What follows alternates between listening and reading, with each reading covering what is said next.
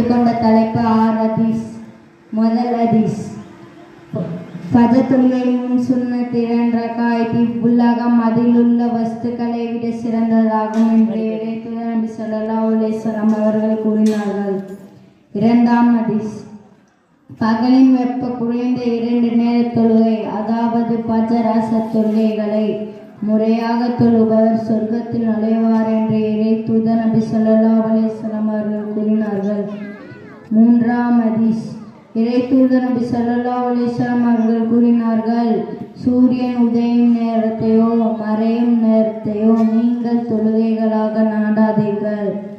நான்காம் ஹதீஸ், இறைத்தூதர் நபி ஸல்லல்லாஹு அலைஹி வஸல்லம் அவர்கள் கூறினார்கள், தொழுகை 1 ரகாயத், அதில் கூறிய நேரத்தில் தொழுபவர் அந்த தொழுகையை அடைந்து கொள்கிறார்.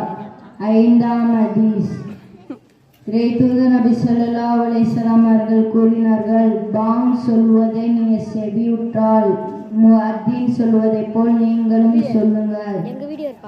ஆறாம் ஹதீஸ், அசர் தொழுகை விட்டு விடுவரின் செயல்கள் நிச்சயமாக அழிந்து விடுகின்றன என்று இறைத்தூதர் நபி ஸல்லல்லாஹு அலைஹி வஸல்லம் அவர்கள் கூறினார்கள்.